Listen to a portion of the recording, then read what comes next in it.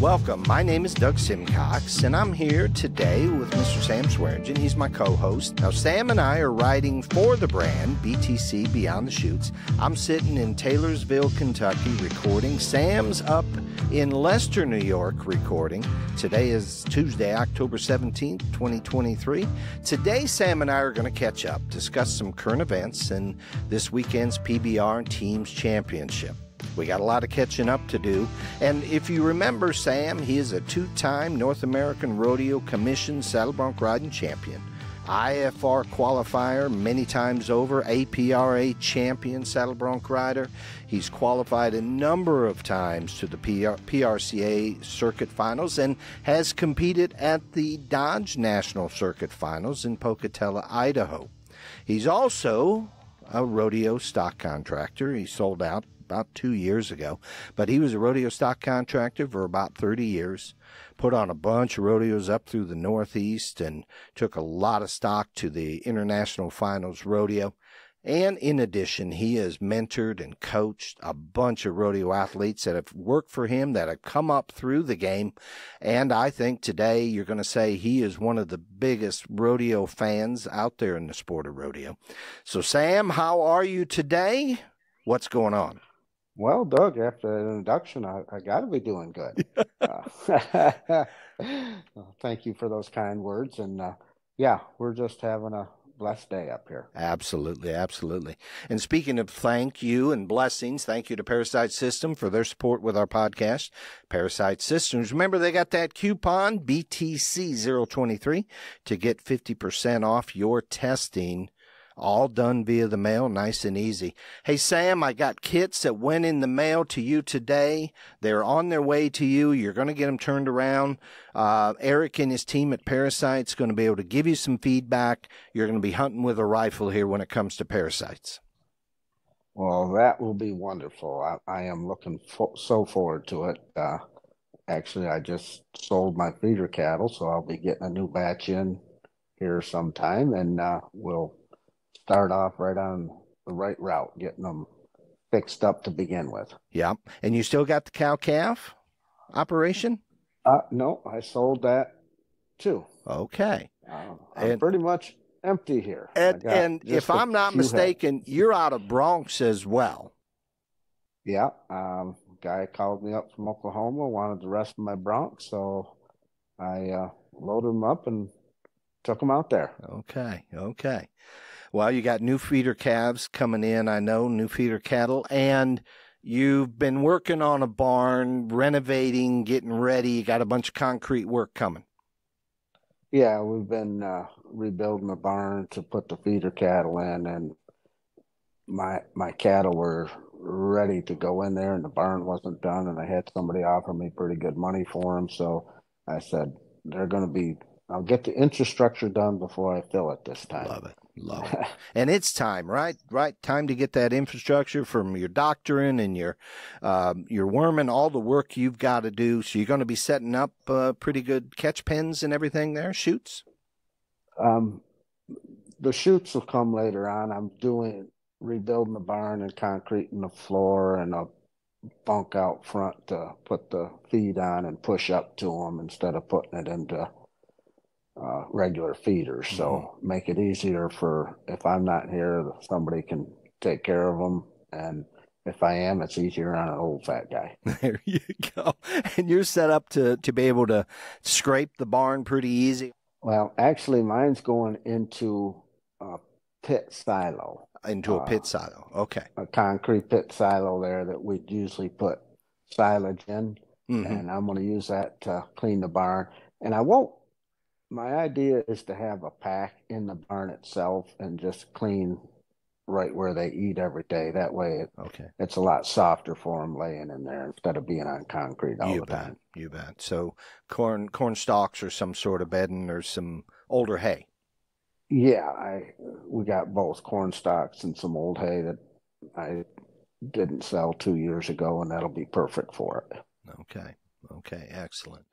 And when are you expecting to have everything kind of finished up? I know you got concrete work to do. You got more tin work to do on the roof. A goal of being able to finish up and roll in the next batch of cattle? The goal would be 2 weeks, but probably a month out Okay. to be realistic. Yeah. Okay. Okay. All right, very good. Well, we're going to be asking about that, so keep us up to date on how that is going. And another update, Kane Smith, your niece Jody's son with the Moya Moya disease. What, if anything, do you have to report out on that young man? Well, praise the Lord. It is just amazing. They went to Boston and did an operation on the 11th. Oh, they've already started. They've already operated.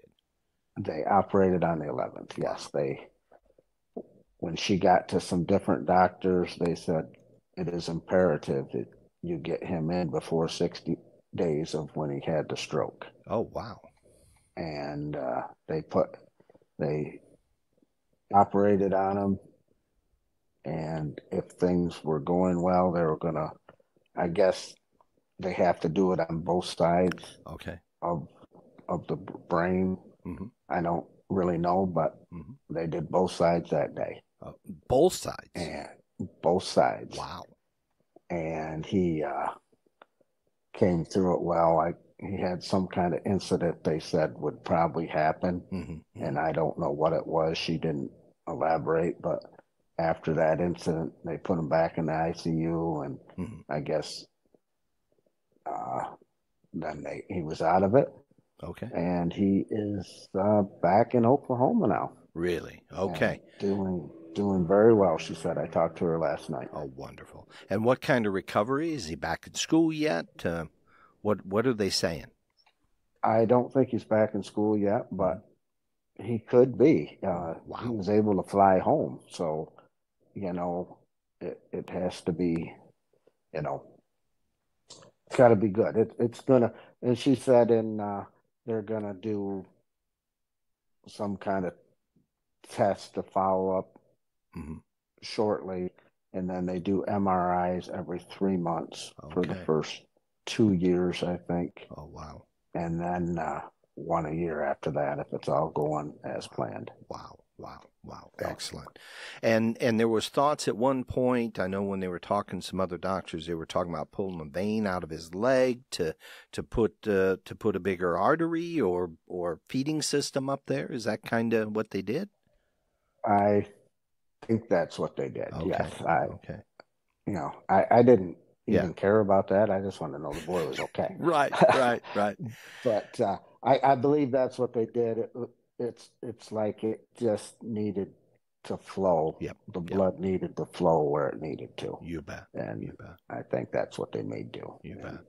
Well, as you said, praise the Lord. Praise the Lord. That's and I want to say thank you to all of our listeners that donated to the auction. Good golly, to the GoFundMe page, to the benefit. I mean, there was such a cool outpouring of caring and money and love, Sam.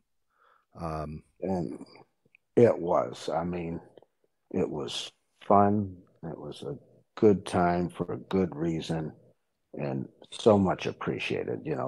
They couldn't have done what they did without some help somewhere. Yeah. Or else go hugely in debt. I mean, they'd have done what they had to do, but you couldn't have done it. And to be going to Boston and spending all that time there and everything that leads up to it, it's just and more to come, right? With all the testing that still is going to go on, and so thank you to all of our listeners that participated and everybody that donated. Thank you so much for what a great cause, Young King. Yes, I so much appreciate everything everyone's done. Thank you. You bet. Oh, golly, Sam, last time we did a catch-up, we were in St. Tite. We were up there, the 11th, 12th, something like that. 55th annual year. So great to get up there and see Sylvain and see BJ. Haven't seen them in years. And I got to say, we met a pretty cool guy, Max Dusty, right? The LaGrange Rodeo Max. Yep, the bullfighter. The bullfighter. The ex-bullfighter. Yeah, and just so you know, Max was super complimentary about our new shirts.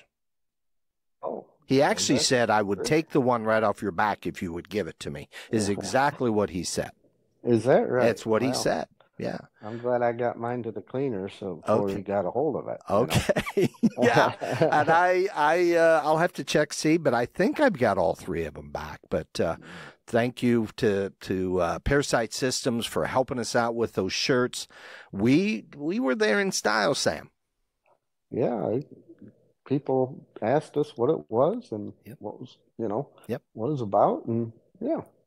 And, Yeah. St. Pete, when you can show your shirts off, is very seldom. The weather was beautiful. Oh, gosh, it was gorgeous. Beautiful. Yep. And we were treated like VIPs, right? We were allowed in places that I would never, with anybody in their right mind, would allow me to be. Well, thank you for going, Doug, because I've been there for a few years and never was able to go those places, so I know it was you that got me there. You think so? You think so? I think so. Well, they looked at us when we showed up in certain places, but they were pretty kind. They really did. It was just a super. It was definitely a VIP treatment. Is that not true? That is very true. You bet. Yeah. You bet. And that studio was excellent, and the conversations that we had up there, and your interview of me is going to be going up in about 2 weeks, Sam. And I got to tell you, you did a really, really, really, really good job interviewing. I may just go to second chair on this whole thing. I think you're where you need to be, and probably the reason it was good is I didn't try to talk too much. No, great fun. And we got some brand new episodes up that I hope everybody's finding. Rock and Robbie Hodges. We're tomorrow, maybe Thursday. We're recording on Tuesday here. We're going to be releasing the third episode of Robbie Hodges. Man, you got to check it out if you haven't heard it. He does a super job, tells a lot of great stories. And man, he's covered a lot of miles, Sam, right? In more ways than one. He's covered a lot of miles. He's lived a big life. Tell stories. Oh my goodness. And believe it or not, there's one more episode that we are still scheduling to record. Which he's going to talk very specifically about the NFR and his experience out there in 2010. In addition, I don't know if you saw this. I think it was last week we put up an episode with Dale Yerrigan, IPRA. You remember he would come up and around, right? Benton and Attica and that sort of thing. Yeah, it's been a long time since he's been up here, but I rodeoed not with Dale, but back when he was rodeoing, and just an outstanding bulldogger and all around good guy. Just a good guy. You bet. And tells a great story. He talks about growing up in Minnesota, finding high school rodeo, having a great set of neighbors that helped him learn the skills, and at 20 years old moves off to Oklahoma to start steer wrestling. And he won 11 steer wrestling championships in the IPRA. And then, of course, today, he is the general manager of the IPRA. I've got another episode that we're going to be recording with him. He's going to be talking about, what he does on a day-to-day level, some of the changes that are going on, and that sort of thing within the organization. I've been pretty impressed as I've done my research, not only with him, but with where the IPRA is headed, Sam. Yeah, and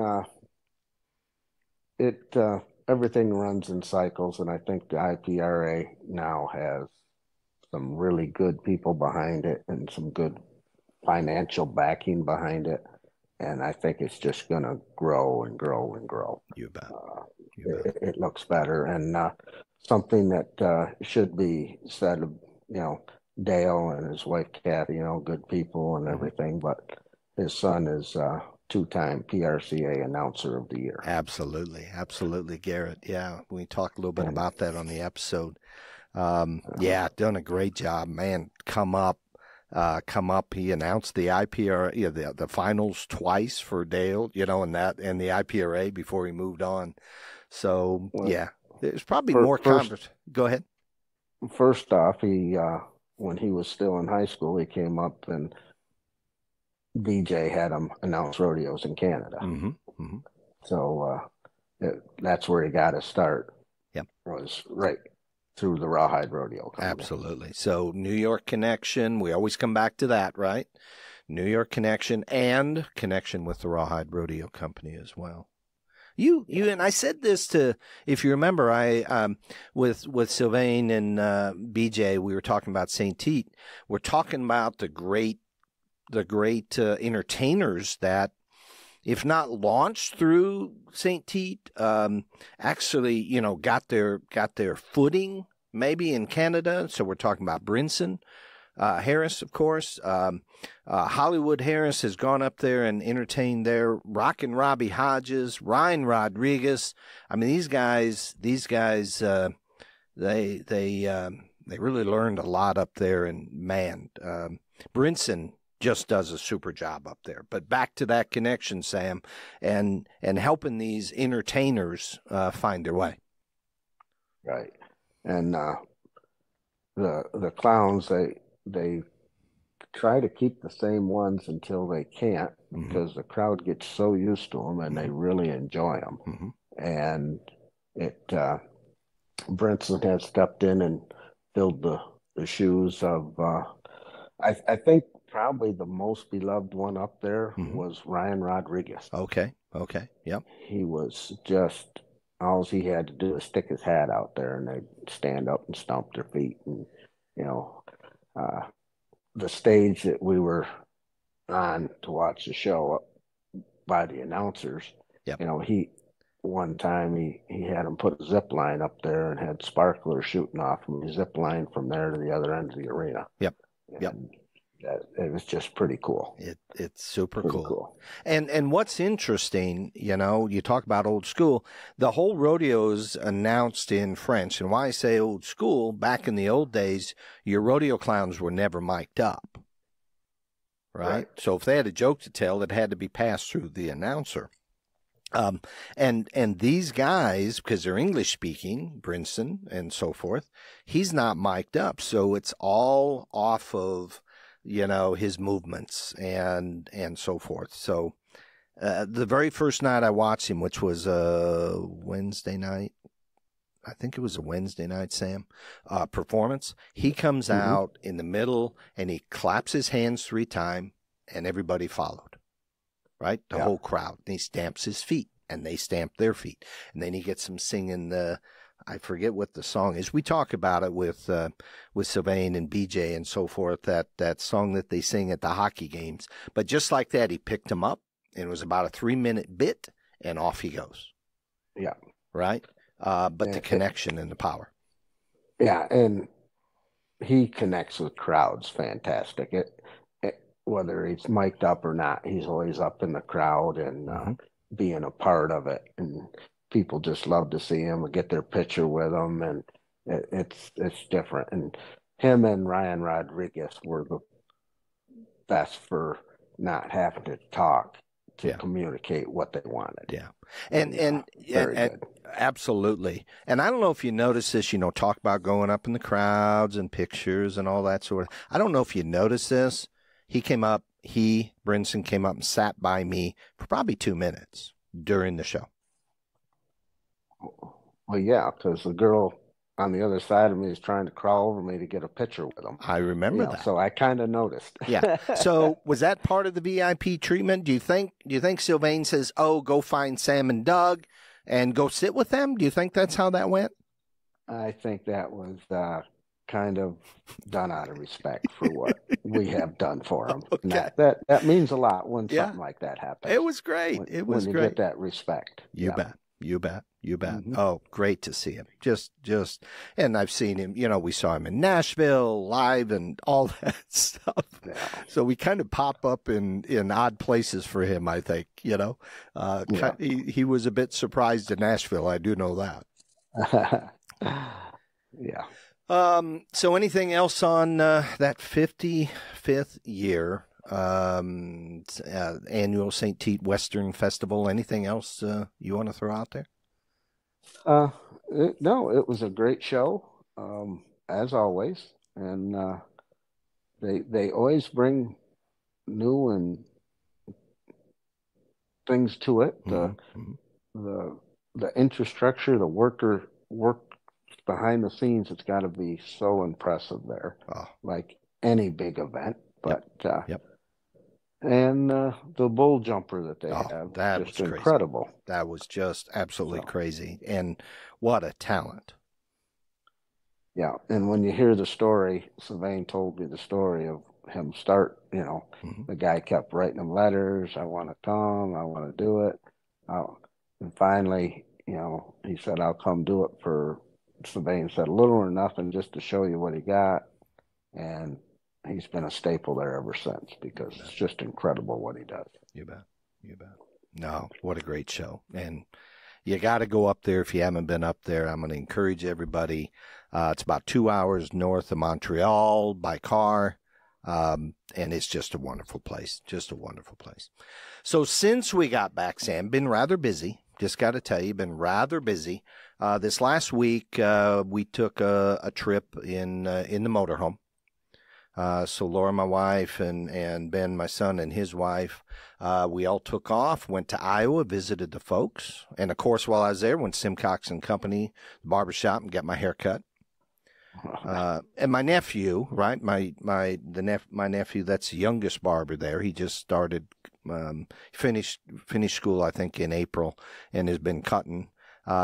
So I always go in there and tell him how I want to cut. Usually it's like, imagine if I have a wedding this weekend, but I want it to look like it was cut 2 weeks ago. That's the kind of stuff I tell him. Okay.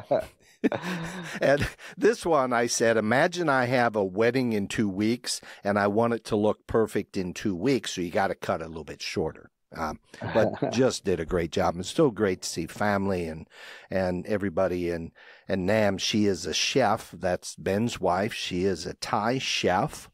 And one evening, she fed 24 people Thai food. Oh, and wow. I mean a complete menu. Now, is she in Kentucky now? She is. Yeah. So they got married about 2.5 years ago. Right. Uh-huh. And, yeah, she was able to get her visa and everything in, about 2 months ago. And they landed here. I want to say it was they've been here about 30 days. So what is that? About mid-September, they were able to come in. So my concern is when can I come down and get some Thai food? Well, that's all. they are in 3 days going to head to Alaska, so it's going to be unless you can be here between now and then, which you are totally welcome, Sam. Totally welcome. Yeah. Uh-huh. But boy did she cook and did just a super job. And not only did she feed them one night, she fed them 2 nights and different menu each night, and it was just absolutely great. So, and just a joy to have her, and we've really enjoyed the visit. And she helped me a bunch in the motorhome. We've been doing some decorating, some renovating, some painting, that sort of thing. So all 4 of us piled in, and we took off for Iowa in the motorhome. We went from there down to Kansas City on the Kansas side, and had dinner on Wednesday night with my cousin Daryl. He's a year older, and his wife Timmy, and went out and had a great evening. And just got to tell you, he enjoys listening to our podcast. He walks about 5 miles every day. He's a year older than me, and he's right now in physical therapy. He played 4 years college football as a tackle. And he said the other morning he woke up and stretched like you would stretch, like put an arm over your head, stretching. Uh-huh. And he's now in physical therapy. He doesn't know what he did. I said, football related? He said, no, not football related. And I said, stop the stretching. Stop it. Right? Yeah. Highly overrated. Stop the walking. Holy moly.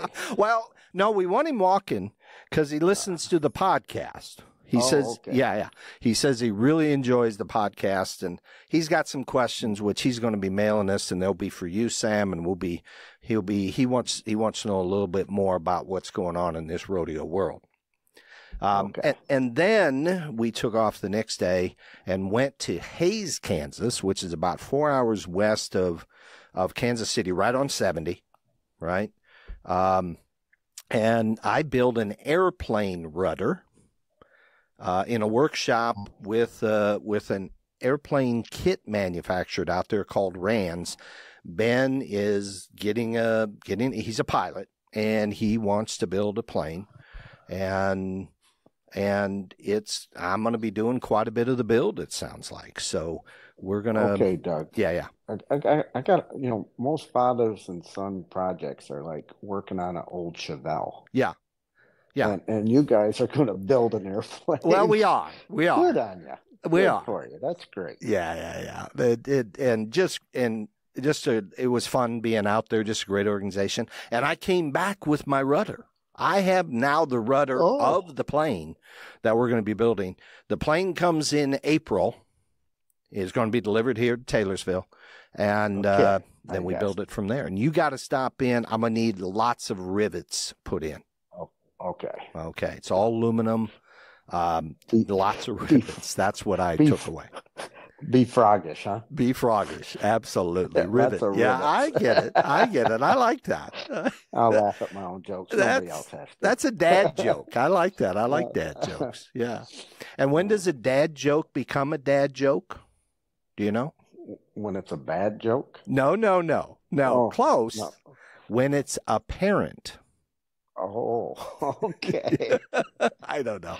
I think Robbie told me that joke. Okay. And then this weekend, I am headed to Austin, Texas, to Circuit of the Americas, to the F1 race there.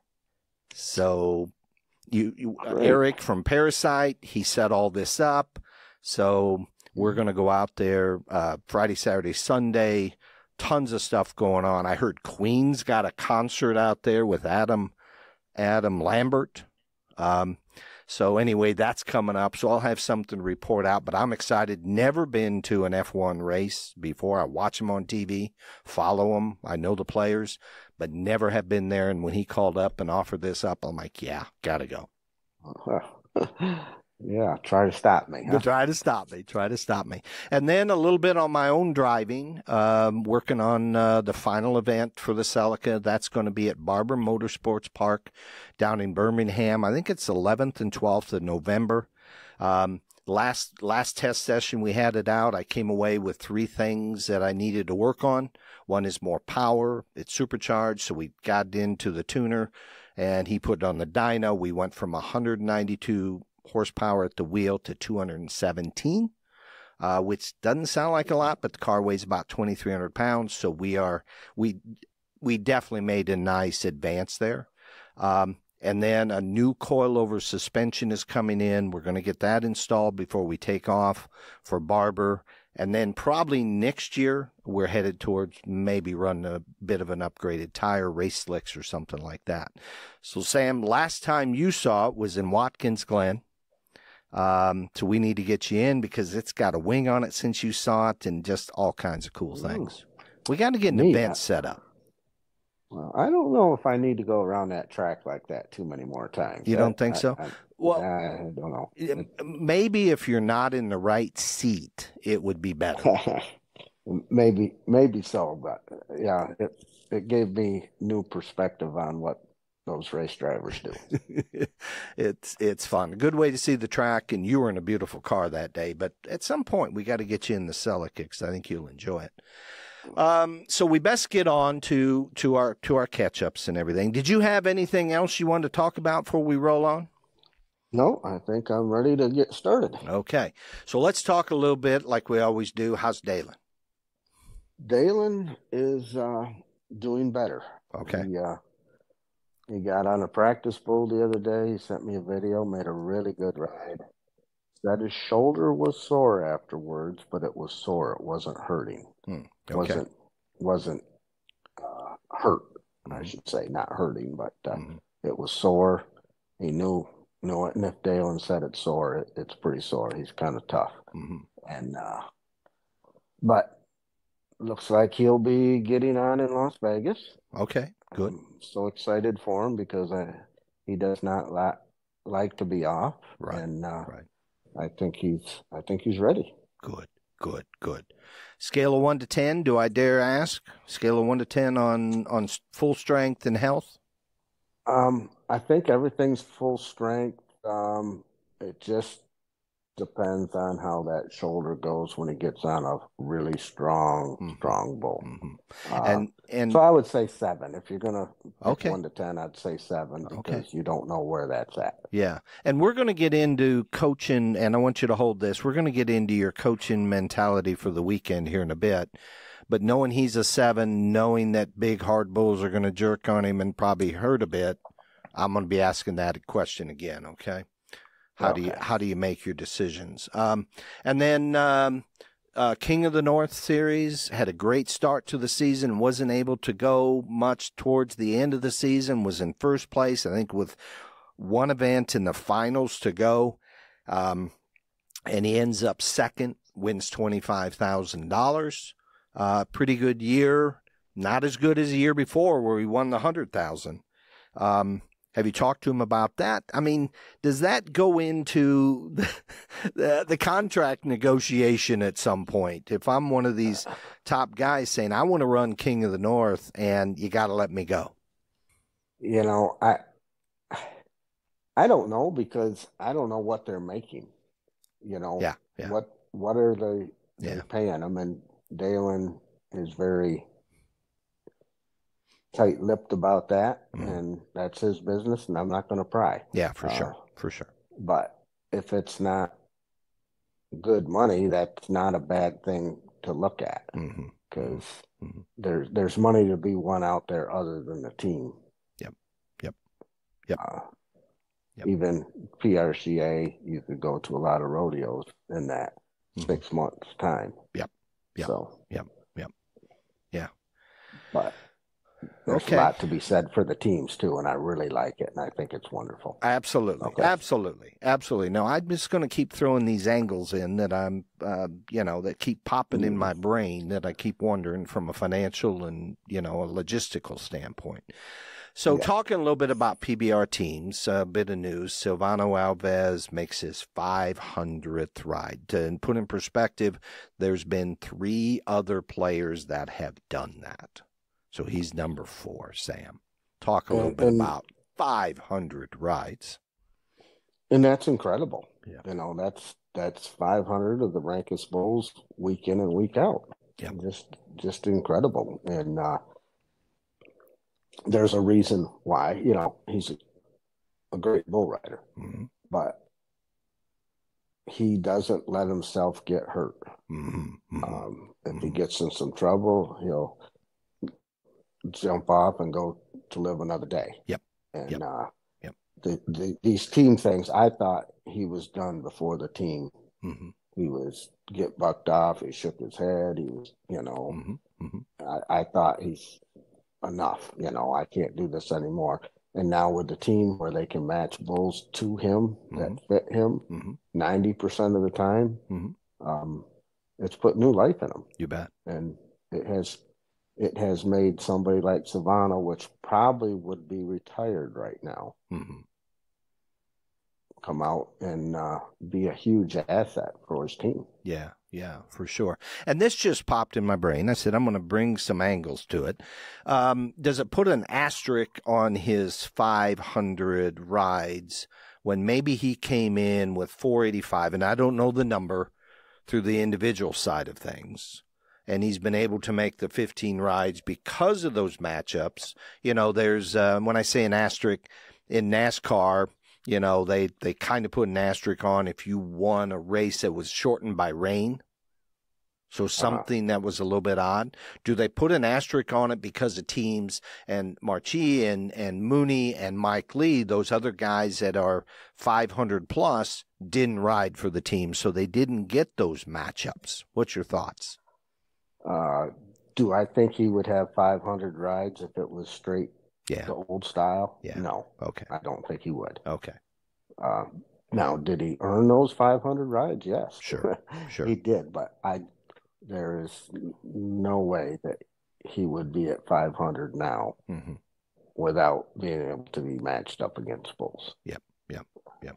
It just wouldn't happen because you're not going to draw the ones that go to the right every time for you. Yeah, just what you want. You bet, you bet. So, yeah, and maybe there'll come a time where they talk about the pre-team days, right? And the stats from that versus the post-team days. You know, we've talked about Marcus Mast and how his riding percentage has doubled when he gets in on the team event versus the individual event. Kind of like baseball and the steroids, huh? Yeah, absolutely. Absolutely. Modern era versus the right? Yeah. I mean, they talk about that stuff in racing, NASCAR and all that sort of thing.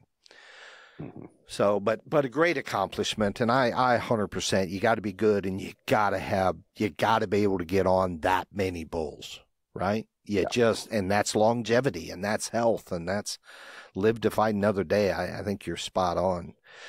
So the PBR Team Finals open up Friday night, this Friday, 4 days from now, 7:45 Pacific Daylight Time on Friday, again on Saturday, and then on Sunday at 12:45 PDT. So you're going to have lots of opportunities to see it. And PBR Teams, a bit of news. Kaiki Pacheco, Sam, is back with the Nashville Stampede. Why that matters, he didn't ride any regular season teams. He was injured before the Unleash the Beast finals in May. So he has been off for 6 months now, Sam. What's your thoughts on Kaiki? Have you heard? Is he healthy? What is he going to hit the ground running? What are your thoughts? My thoughts, I'd like to know what kind of practice bulls he's been getting on, if he has been getting on any. Mm-hmm. He knows how to ride, but when you're off for 6 months, you don't just crawl down on one of them and just everything fall together. Mm-hmm. And if he's been getting on really, really bucky practice bulls, which they have the ability to do that and has done well, I think he'll do very good. If he hasn't, let's put it this way. I don't think he'll be a huge impact. You don't think so? No. Okay. Because they're coming in when we get to the bracket, Sam. When we get to the bracket. We're going to get your prediction here in a little bit. They're coming in seeded 7 out of the 8 teams, Nashville Stampede. Is he a point or two better difference, do you think? I mean, are you looking at him like a 7th place team? What do you, and I know this is asking your team coaching philosophy yet again. Can he make a big impact, or you're going to stick with no, maybe not huge?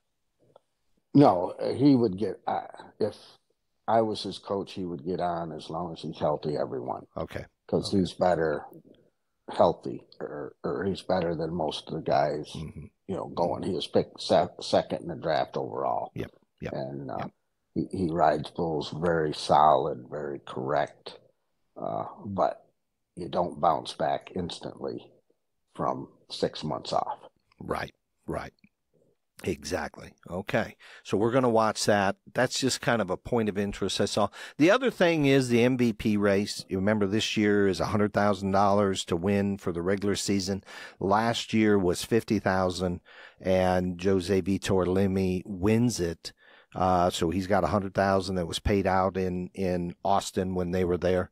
And second place, Sam, was a young man that was brought up, I think, for the second event in Kansas City, rides for the Kansas City Outlaws.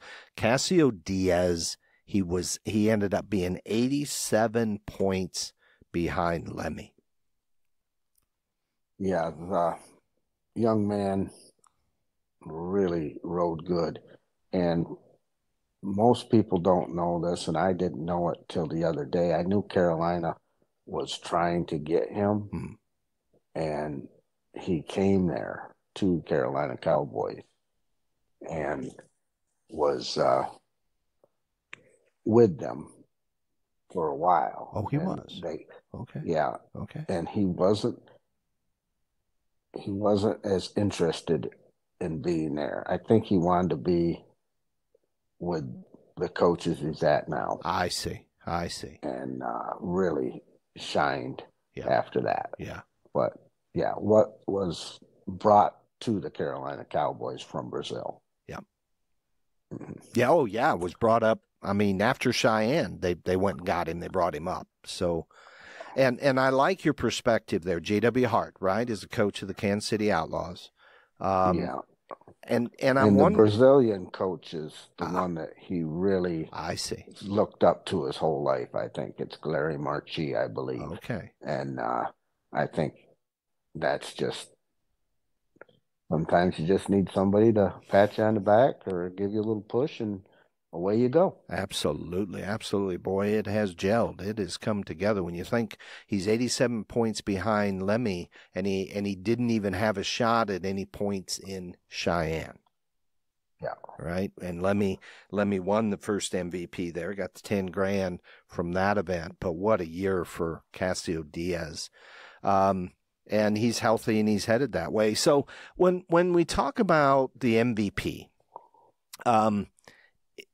you know, this is a regular season MVP, and I'm going to throw a few sharp angles out here.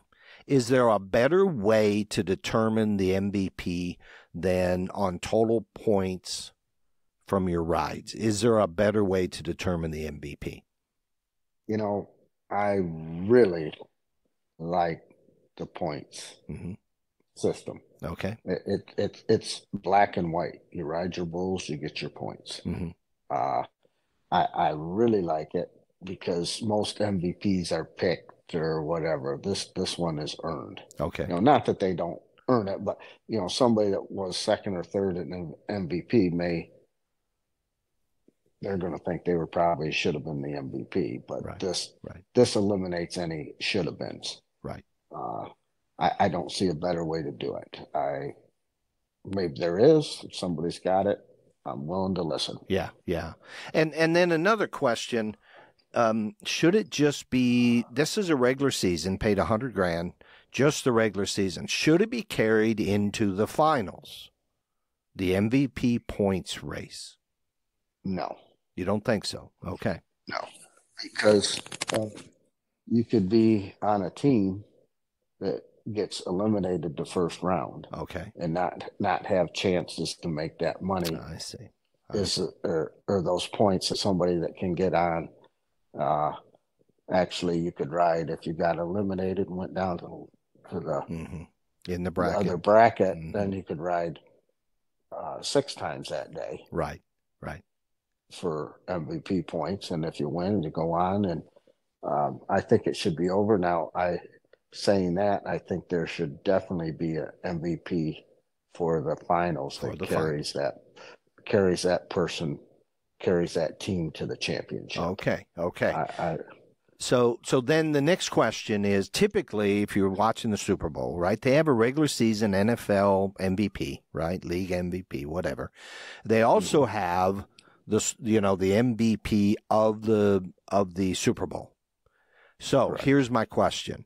If you did it just MVP of the finals, does the MVP have to be on the championship winning team? You know, that's funny you say that, because it isn't always that way in the Super Bowl. 90% of the time it probably is, but I always like it when somebody from the other team that didn't win wins it, because they must have been super outstanding. Absolutely. I would say the way this format's set up, it almost has to be or in the finals like the Super Bowl, because to get there, you got to carry the team. Yeah. And if you're eliminated the first day or the second day and don't get to ride the third day, you know, you could ride all your bulls, but especially if you're eliminated the first day, well, you didn't get to show getting bucked off or something later in the week. So you got to go rounds. Right? Yeah. All right. So then moving on here, we put you in this position before. We have, I want to know your team. Sam, you're the coach. Pick the Carolina Cowboys. Team coaching philosophy for the weekend. Okay? And I'm going to throw a few things out here. So, what's your philosophy? What's the health of the team first? So let's talk about the Carolina Cowboys, your team. What's the health of the team? Everything I'm hearing, they're all coming back for the finals. Okay. Sage is coming back. Jalen's coming back. Josh Frost will be back. All these people that they haven't had there will be back. And it's their depth is good. Health-wise, if they're little nagging injuries, they'll ride through it. They're tough. They will do it. Now, if they're hurt, that could change everything. But I think they're all fairly healthy. Just like Dalen, they're not 100%, but good enough to go. Good enough to go. So what's your opening night, Friday night? Game starts at 7:45. I believe Carolina's in the third game of the evening. We'll go through the bracket here in just a little bit. What's your locker room speech to your boys, to your team? Knowing who's on the Carolina Cowboys, and they're not young, impressionable kids. These are, older, been around the horn. Dalen probably the youngest that's already won a world championship. So, I think the speech would basically be, guys, this is what we came for. This is what we work for. We're here. Go do what you know what to do. Enjoy it. When you enjoy it, you'll win. Just enjoy the ride. And you don't have to get them up and pumped up and ruined, because they know how to do what they want to do. Some of the other teams, you'd have to give a different type of speech to get them where you want to get them. But these guys all are very focused. And it would just be, try your guts out. I know you will. And don't clamp down. And I'm not going to be over you yelling and telling you like some of the coaches just screaming and carrying on. These guys know what to do. Just go do what you've done your whole life and what you work for. Okay. And it'll come to you. The winnings will come if you're enjoying what you're doing. Good.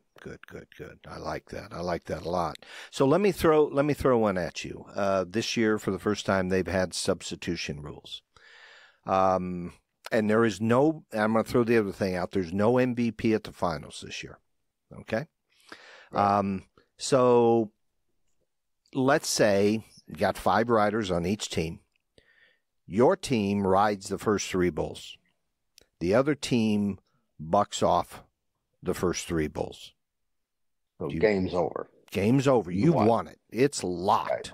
Now, you've got 2 of your big starters yet to go. Your closer, whoever that may be Dalen. I don't know who they're going to close with. What do? Do you make substitutions, again, health-minded, etc.? No MVP at the finals. What's your thoughts? Well, my first thought is sit them down, let other guys get on. Okay. My second thought is, what bull do they have? Have they been getting on regularly? Could they be rusty? If somebody like Dale and he's got a real good bull that fits him, let him get on and get a little of the rust out. But if they've been riding and doing well, sit them down. Because it's bull riding. Anything can happen anytime. Get stepped on, it just, even if you ride, you still got to get off and get out of there. Okay. So if you got it won and they've been getting on, and I say 80%, probably 90% sit them down. Okay. Yeah. Okay. Yep. live to fight in the bigger games as we move on, is what I'm hearing. Yep. Perfect. Okay. And I know the matchups matter, and I know all of that. And we talked about it. Dalen's a 7 out of 10. You said, right? And if the matchup, the best bull for him, the best we got on this evening is gonna be hard on your shoulder, dude. He's gonna be hard on your shoulder. Do we make a substitution? So, and I know a lot goes in. You got to have a game plan behind the scenes, right? That if we make our first 3 rides and they don't, or they ride 1, okay, Dalen, here's kind of the batting order that we're probably going to go to if we've got, it looks like we have this in hand, because we don't want you to get hurt. Yeah. And there again, even if you got somebody that's iffy and, they're a little sore after the first round or second round, and some of them, the Caroliners are so deep that you could put one of those other guys in there and not lose a whole lot. You bet. You bet. So, you bet. Yeah. Okay, excellent. And I know there's money on the lines and that sort of thing too. And I know I just tried to take the MVP out just to try to simplify a little bit. All right, time for predictions. We're going to get there. First off, your bracket. And so the way it goes, there are 3 games, 3 regular games on Friday and on Saturday. And out of 8 teams, you would normally have 4. So what's going to happen is your number 1 seed, the Austin Gamblers, your number 2 seed, the Kansas City Outlaws, have a bye on Friday night. They do not ride. So that puts your number 3 through your number 8 into the mix. And the way the seed goes, high seed plays the lowest, next high seed plays the next lowest, et cetera, et cetera. So I'm going to run down through here, and I know you've studied this a little bit.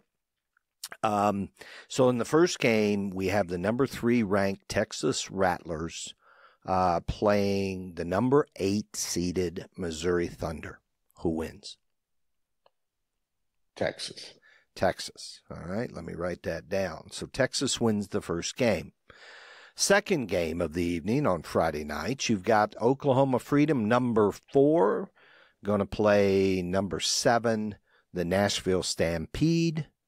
And who comes out of that? Number 4, number 7, Oklahoma or Nashville? I feel like a football analyst here. Yeah. Who knows? But I think there's an upset. I think Nashville will win this one. Okay. So I've got that marked as an upset. And you think Pacheco being back is going to make that bit of a right turn? You know something about the Oklahoma Freedom the rest of us need to know? Or just you think it's their night? I don't know. Kaiki coming back, I think, will be a morale booster. Whether that makes a difference or not, I don't know, but it definitely be a morale booster. I think that Oklahoma they've definitely got better here. They've won a lot of games with just getting by, and you can only do that so long. But their team has gotten some more depth and gotten a little better. But I just, Silvano's probably going to ride because they'll match him up perfectly. And if you get one more decent ride in there, Now, I don't know. I just think one thing I want to point out here. Yes, we've got Pacheco coming back, but Chase Outlaw, I had read, had broke his leg at the last event. Yes, he did. And he's still showing his protected roster. He's not on the IR, dude. And I don't know, maybe it doesn't matter at this point. Well, he's not riding. He's not riding. I can pretty much tell you that. Okay. Yeah. All right, so we got Nashville in game number 2. If he is, he shouldn't be. Let's put it that way. Right. Understood. Game number 3, number 5, Arizona Ridge Riders, and number 6, Carolina Cowboys. Do I even need to ask? Arizona or Carolina? Well, I'm going to go with Carolina. Yeah. On paper, there shouldn't even be anybody close to them. Yeah. But we don't do this on paper. Yeah, that's right. So that's right. That's right. Yeah. Okay. Carolina. Perfect. All right. So that means our last chance game, they're going to allow one team that wins to advance to the second round, Saturday night round. So per your picks, I've got the Missouri Thunder. They've lost. They're coming back on the last chance, Oklahoma Freedom, and the Arizona Ridge Riders. And it's like a regular game, right? Missouri gets on a bull, then Oklahoma, then Arizona, and they go in rotation just like a normal game. Yes. Okay. Who wins out on that last chance? I would say Arizona. Arizona. Okay. The number 5. So Oklahoma's going to go down with 2 losses on the first evening. Yep. Okay. Okay. I don't know for sure, but that's that's saying. Okay. I see you. So round 2, Saturday night, 7:45 Pacific Daylight Time.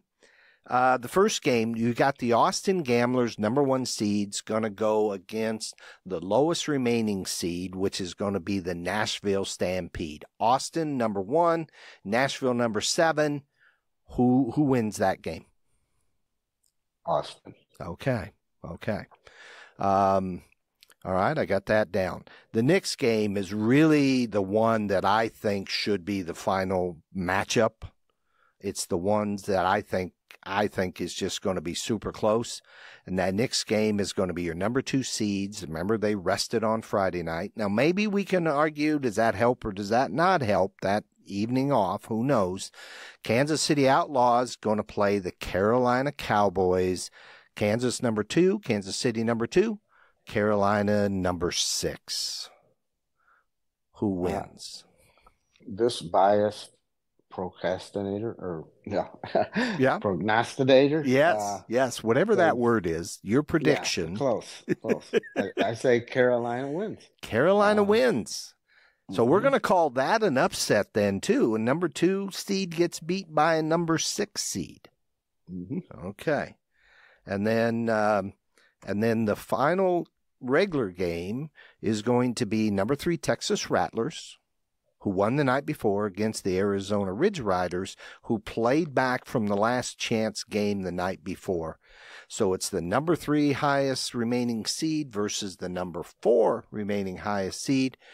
Number 3, Texas Rattler. Number 5, Arizona Ridge Riders. What do you say? Texas. Okay. Texas. Okay, so then there's another last chance game, what we call a qualifier.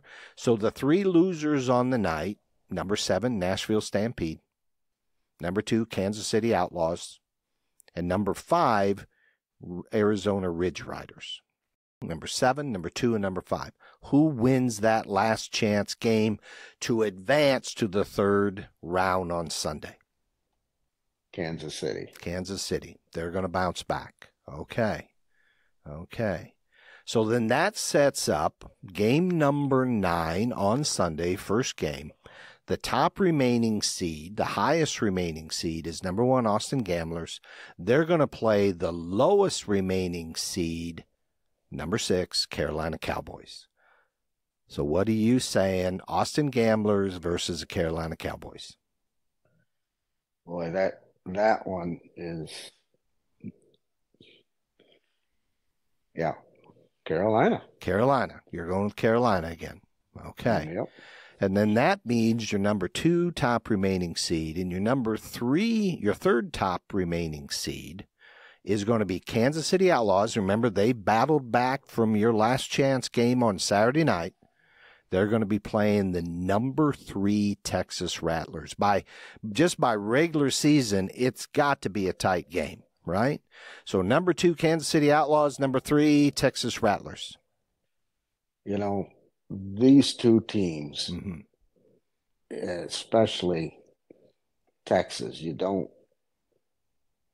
they got no stars. They're just they got to try their guts out.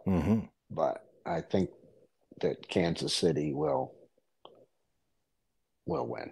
Now, they got Cody Lambert as a coach there for the Texas Rattlers, dude. You've known Cody how many years? Well, little while. So you're going to bet against Cody. You're really going to do it. Yeah. Yeah. And Cody has done stuff with them guys that I didn't, Yep. Didn't think possible. Yep. He's made them believe in themselves. Yep. And that is the difference between a team like Carolina that knows their depth and what they got, and knows how to do it. Those are the young guys that you're going to take and maybe show videos of somebody almost being bucked off and turning loose and spurring one and getting back in shape, You bet. Not trying to hang on to the whistle, but to ride to the whistle. You bet. And those are impressionable younger men that you would change your coaching philosophy for. Okay. And he must have done it because they've been outstanding. They've been outstanding. Absolutely. So that means game number 11, which is played on Sunday, will be for third place. And that's going to put the loser of game number 9, which was the Austin Gamblers, and the loser of semifinal, game number 10, which is the Texas Rattlers, right? Who wins out of those two? I think Austin, but the more I think about it as I say that, if they don't get to the finals, they're going to feel beat. They're going to be defeated. Oh, okay. You think Cody and his blue collar crew can make it through? Well, at first I would say no, but the more I think about it, I think if there's nothing big to go for, it's going to hurt Austin. Okay. And now that second thought says that young guys still got a point to prove, and they will try. Okay. So I'll go with Texas. You're going with Texas. Okay. Yeah. So Texas is going to be number 3. Austin Gamblers are going to be number 4. So then determine number 1 and number 2. You're going back at a game that's already been played, right? The Carolina Cowboys, number 6, are going to match up again with the Kansas City Outlaw, which was a Saturday night game. Carolina Cowboys won on Saturday night. Everybody studied films, right? J.W. Hart's done a lot of thinking. Jerome Davis is looked at his matchups, all that sort of thing for the Carolina Cowboys. So Kansas City and the Carolina Cowboys. What's your pick? Well, this biased person says Carolina. Okay. All right. And that's an upset, dude, when a number 6 seed wins out like that. Okay? And yeah, it's an upset, but if the guys are healthy, oh, for sure, it's not an upset. Yeah. It isn't. That Carolina crew has done an outstanding job of recruiting people and getting draft picks, and you bet. And we're going to do a show next week that'll wrap this up, that we're going to come back and see how good you did on your bracket. And let me give you a little bit more information. There's 12 games total. All right, all the semifinals, all the last chance qualifiers, all that sort of thing. Went through and did the math. I got my tally stick out, and I went down through it in 12 games. But don't forget, there's 2 last chance qualifiers that are 15 rides apiece. So per my calcs, there's 130 rides total over the 3-day period. So here's my question: how many 90-point plus rides do you think there'll be in 3 days of competition there? 130 total. 130 total rides. How many 90 plus rides do you think there'll be? 9. 9. Now that's less than 10%. You're okay with that? Yep. Okay. 9. And it's 90 points. 90 plus to whatever it goes to. Okay. Right. Yeah. Yep. Each one will count. Okay. Let me ask you another one. How many games will be won with a perfect set, meaning 5 rides for a team. How many games will be won with 5 rides? Well, I would like to think there will be a couple, but only one team has ever done it, and you got to have the bowl situation has to work out just right. So I'll say none. None. Okay. None. All right. I've got that marked down. Another predictor here. How many games will be won with 1 ride for a team? Now, that doesn't mean the other team doesn't make a ride. That means both teams may make a ride, or one team goes 0 for 5. But how many games will be won with 1 ride? And we've seen it a few times, right? We've seen, I think most recently, Carolina Cowboys won by like 2 points with 1 ride over their opponent. How many games will be won with 1 ride for a team? None. None. None. Okay. Very possible, but I think they're going to have the guys up for riding. Okay. You know. Okay. And then I'm going to do something that the PBR is not doing. We're gonna keep tally here, an MVP of the finals, right?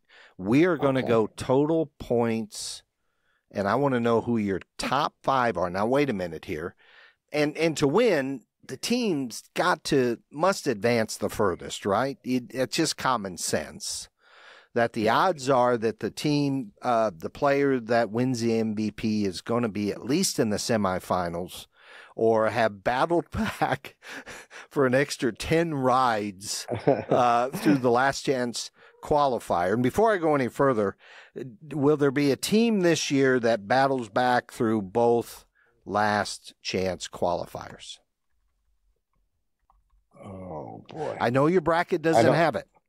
No, I was going to say, I don't think so. That's a tough road to lose twice and win twice. Right. It'd be a high drama, but yeah. Okay, so nobody's gonna go into that extra rides every evening. All right, so I'm gonna give you a moment here. MVP of the finals. Give me your top 5 that are going to be in the running. Okay. Number 5, Dalton Castle. Okay. Number 4.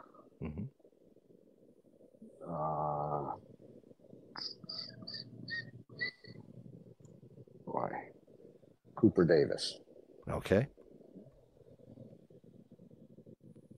Number 3. Number 3.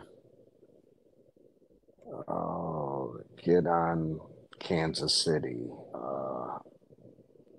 Caden Brunch? No, that's Oklahoma. No, he's on Oklahoma, which would have a good chance of being there, but I don't think they're going to go far enough. Cassio Diaz.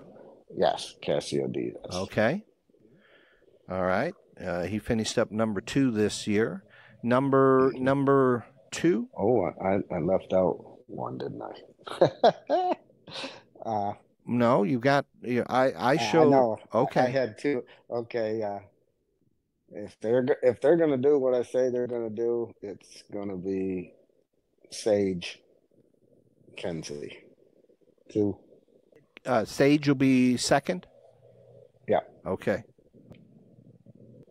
And, of course, being a biased person. Yeah. Dalen. So and perfect. Got it. So let me just run down through here. Dalen's first, Sage Kimsey's number 2, Cassio Diaz, Cooper Davis, Dalton Castle, number 5. I hear no Jose Vitor Lemmy anywhere here.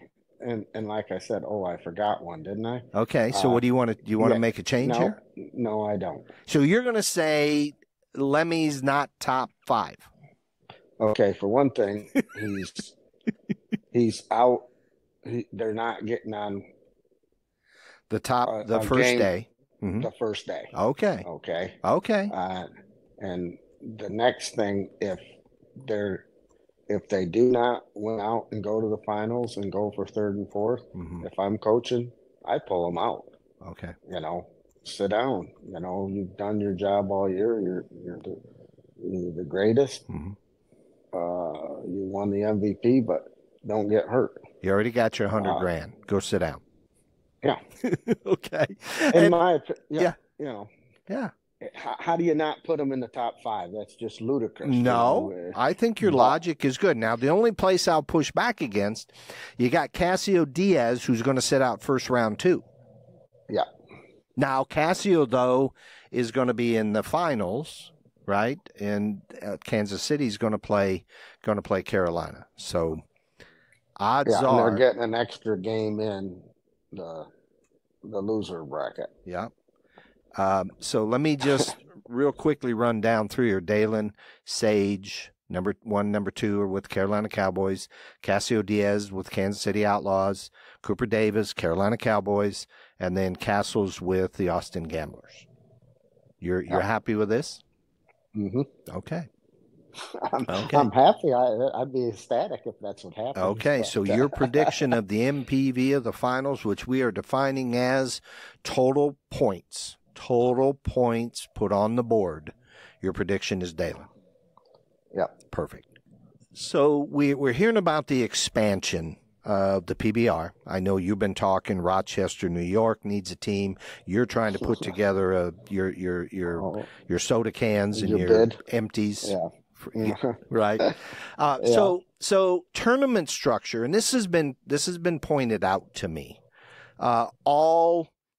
Just go back to last year, 2022. Nashville comes in number 8 and wins the championship.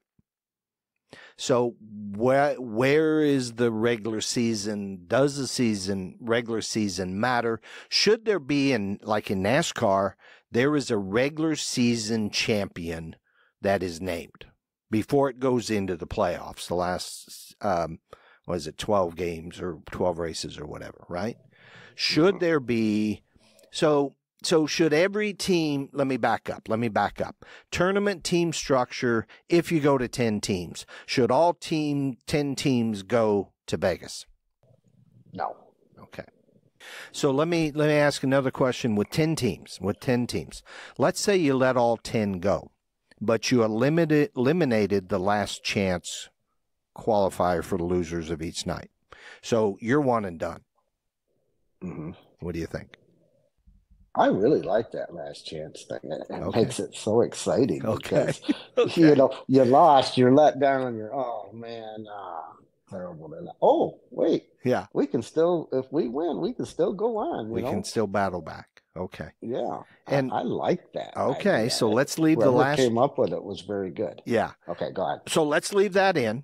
What if you don't expand in 2024? What's your recommendation? Stay with 8 teams. How do you make the regular season matter? And, and the reason NASCAR went to a playoff series was back in 2010 or whatever it was. Matt Kenseth wins the championship in NASCAR, right, in Winston Cup at the time, and never wins a race all season, does it purely on points. Mm-hmm. Okay. And they said, not good enough. No. You've got to win. That's why they came up with the playoff season, postseason, if you will. Top 16 get in, and every 3 races, 4 are eliminated. So how do you balance this out if you've got 8 teams? How do you make it so it means something during the regular season? And then what's your structure look like when you get to Vegas? You got any thoughts, or you want to wait till you watch the weekend? Well, I get everybody wants to see them win at that time. Mm-hmm. That's why the NFR and the PBR finals are so successful now. A guy from the bottom can come up and win. Yeah. But they want to see it. Right. You don't want to see them win through the whole summer. Yeah.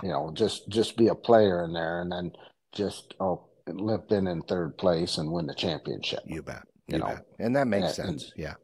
Have it won before you get there, right? Right. Yeah. And that doesn't mean to the crowd that's not near enthusiasm. And let's face it, this is a spectator sport. It is. It is. It It's all absolutely about is. bringing people in to enjoy what you're giving them. Yep. And how you enjoy it is seeing somebody win. You bet. And, you bet. And if you're a team owner, you've got a lot of money invested. You got a lot of sponsors that are playing with you. Going to be hard to talk to them if your team doesn't get to go to Vegas. Right? Yeah. Yeah. So would be very, yeah. But we can see if you do expand 8-10 teams, you're either going to have to add days at Vegas to get through all 10 teams. And if it goes bigger than that, you're going to have some play. I mean, it just gets bigger through your tournament, like the NCAA basketball. It just, they limit it 64 teams, to start. So anyway. And that's probably on their agenda. Yeah. To make it a longer time in Vegas, get more people there and make it long. I don't know. I'm just saying that, For sure. That makes sense. All right. That's it for the teams. Let's talk about, you want to talk about the PRCA Bucking Bull of the Year this year. What do you got to say? Well, this might surprise you, Doug, but that Bayou Bengal, which is Pete Carr's bull, was purchased by Dalen at Texarkana sale 3 years ago. And he had him up here breeding cows on him, and took him down there and let the guy that was hauling for Pete Carr, he's used them, and then they put him in an auction, and Pete Carr bought him outright because the guy wasn't hauling him anymore. So Dalen owned the bull that is now the world champion bucking bull. Holy cow. Okay. And you were using him as breeding stock, so got some calves on the ground from Bayou Bengal? He must. Okay. Yeah, I don't. And he really bucked. Dalen was using him for a practice bull, and it was a little bit much for a practice bull, let me tell you. Okay. But I don't know what calves he got out of him, but now he wished he probably did a whole lot more, let me tell you. Well, and that just goes to show you, you can have the best bull, but if he's not getting to the right rodeos and, not getting the right outs, Sam, right? Roman, the other good bull that Dalen had, never went to a finals except for the PBR finals, and a finals in Tennessee that they let me take whatever I wanted to take. Oh, that was the Zebra finals. Correct. Okay. Yeah. And he was bucking bull around there, and ended up second overall there. And then one year I found a rule in the IPRA that, because they wouldn't take him. He just bucked. He wasn't mean. He just was a bucking bull. Yeah. And hard to ride because he was strong. But they had some kind of rule in there. You could pick, if your first animal you had on the sheet didn't get selected to go, you could take them. Oh, okay. And once I found that out, I got him to go to the IFR too. Okay. Excellent. Just one time. He only had one trip there because he drew up in the re-ride pen the first time, and he would have probably been bucking bull of the finals easily if he'd had two trips. But he only got one. And that's the way it goes. But so exactly right. You can have the best stock in the world if nobody sees him, or he bucks everybody off in one jump. You get nowhere. But right. Here from New York, that bull was up here for a couple of years and is now the world champion bucking bull in the PRCA. That is so exciting. That is so cool. And at some point, go ahead. And Dalen did his homework to buy him because the bull, as he was raised there in Oklahoma, and those guys are probably the best bull breeders in the country. And Dalen went back and he was looking things over, and he's a big bull, and probably the only reason on his breeding he got him is because he knew what bull was selling, and they called out the wrong bull. Oh, wow. And then he bought him, and the auctioneer said, "No, we're not going back. You got to see him buck," and that bull sold. So okay. Wow, that's neat. That's neat. That connection. Back to New York we come, Sam. Another one of those great New York connections. And has the rafter or the P on him.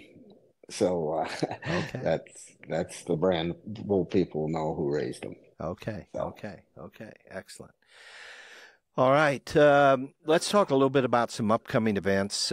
We got the American Finals Rodeo coming up in the Garwood Arena in Columbiana, Ohio. I looked this up on the map, south of Youngstown, Ohio. Beautiful looking arena, outdoor, big indoor arena, beautiful setting. And that's coming up Friday, November 10th and 11th, 2 performances. And then the IPRA Finals, IFR 54, January 11th, the 12th, the 13th, the 14th of 2024. That's coming up. That's going to be at the Lazy E Arena in Guthrie, Oklahoma. And Sam, I want to talk a little bit. When we were in St. Tite, we talked about technology in rodeo, PBR using instant replays and being able to tell if somebody slapped a bull or whatever.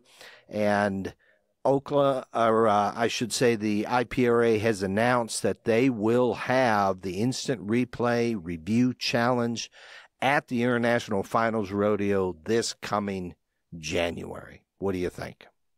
I would clap my hands and whistle and all that stuff if we could. Mm-hmm. I love it. I think it's wonderful. It's not going to be perfect. It's always going to have a little bit, but you will eliminate the marking out if you missed them out or not, and slaps. Things like slap. Look at all the calls in the PBR that's overturned. Yep. I would have won a truck one year at the IFR if I got bucked off. I was laying across the horse's neck, and I was making a heck of a ride, and right at 7, he jerked me down, and I said, okay, I got my feet in the stirrups, haven't touched them, and down I went, when the whistle blew. And he split my head open. I went to the hospital. I came back, and I said, why'd you egg me, the one judge? He said, I didn't. I marked you 44. I said, oh. Went to the other judge, why'd you egg me? He said, you dropped your buck rein. I said, okay, well, drop my buck rein. How do you dispute that? Well, right. Then when you watch that on the video, that's what jerked me back underneath the horse. I didn't drop no buck rein. I see. I see. But that being said, it just is another way to improve the game. And anything you can do to make it fair or fairer, because this is an unfair arena that we all play in. Right. The more fair you can make it, the better it is. You bet. Judgment calls are judgment calls. I can sit here and do a Monday morning quarterback all day and disagree with them and get mad at them, but they're out there, and it's not like they're trying to cheat. It's just their judgment calls, and we both don't like the same women all the time. Right. Yep. I like that. Yeah, I think it's great. Great. Okay, excellent. And the reason I'm bringing these two up, and first off, the IPRA Finals IFR 54 is going to be in the Lazy E Arena in Guthrie, Oklahoma. And we're going to be talking, we're going to get scheduled with Dale Yergin. We talked about that, the general manager of the IPRA. He's going to be talking about the purchase that went down in January, some of the technology that's coming in, and he's going to be talking about a lot of the innovations that have come out of the International Professional Rodeo Association. And to me, certainly the PBR has the replays, but they're going to be a leader in professional rodeo when they come out with this, and it's coming out in January. So, and the reason we're talking about these two events is I want to segue to the Rawhide Rodeo crew. Of course, we got Raymond Hotstetler Number 1 in the APRA, Sam. Number 9 in the IPRA standings. What are you hearing of Raymond? Is he out and about? He had some issues with his saddle. What do you know? He's still fighting his saddle a little bit, and he has been at home. His wife is expecting a baby, and I called him yesterday, and she hadn't had it yet, and I hadn't talked to him today. So he's been laying kind of low. Okay. I could use some barn help up here to work on this barn, and he's excellent. Yeah, for sure. I guess you better stay home, Raymond. Yeah. Well, it's a good, I mean, he's a veteran cowboy, so rest up, get ready to go in a few weeks in mid-November, not less than a month away, 3 weeks away. He'll be in Columbiana, Ohio, protecting his number 1 standings in the IPRA. And then we've also, of course, you got to talk about Eli, right? Currently number 3 in the APRA, currently number 7 in the IPRA standings. What are you hearing there, Sam? Well, Eli had a mishap last week, I guess. He went to the mid-states finals. He won the year end, but rode his horse, got off, and the horse kicked him right in the face. Oh, my. Knocked him out cold. Blood was coming out of his nose and mouth pretty bad. And I talked to him a couple times yesterday, and he was they told him 2 months without doing anything to let the bones in his face heal up. Wow. So poor Eli. Yeah. So teeth or God. He didn't say anything about the teeth. It sounded like it kicked him in the side of the head. Oh my! Concussed. His one eye was swelled shut. I'm sure he was out for a long time. He said, "Wow." He woke up in the hospital. I guess. Okay. Maybe a little before that. And he was throwing up, so he probably had a pretty severe concussion. Wow. Okay. So thoughts and prayers are with him. Let's send him some healing energy. To our listeners, keep him in your thoughts. So please. Yeah, please. And then what are you hearing about Call Run Fola? What is he out and about? No, he was up here this week. Okay. My sister's daughter's daughter got married, and he came up for the wedding and went hunting and here, and he went to the Texas Circuit Finals and rode in the permit. There. Okay. So he's still riding on the permit. He hasn't. Yes, he'll have to get a card this year. Okay. Once you're out of college, if you won over the limit of money, you have to get your card. So okay. He's done with school, and he'll have to get his card. So next year he will be first-year card holder and be rookie in the rookie standings then? Yes. Okay. It'll be his rookie year. Okay. I didn't know that because he's had a pretty good year this year. But riding on a permit. Yeah. Okay. Excellent. And then Colton. We never end a show without talking about Colton. I saw on Facebook he won a saddle. Big steer wrestling championship, it looked like, called Slam Fest. He was a Slam Fest Open champion, I read. And I read this right on the side of the saddle, by the way. Okay, on the fender. Cool. Oh, yeah. West Point, Mississippi. So what are you hearing about Colton, and how do you end up his season? I know the regular season's done. Yeah, he didn't get all the goals he wanted to get accomplished, but he learned a lot of the ropes, I think, and he can play with them if everything works right. And it's all about horsepower, and the biggest thing, drawing the right steers. But when you go win something like that Slam Fest, there's a lot of people that are out really, really, in the top 15, and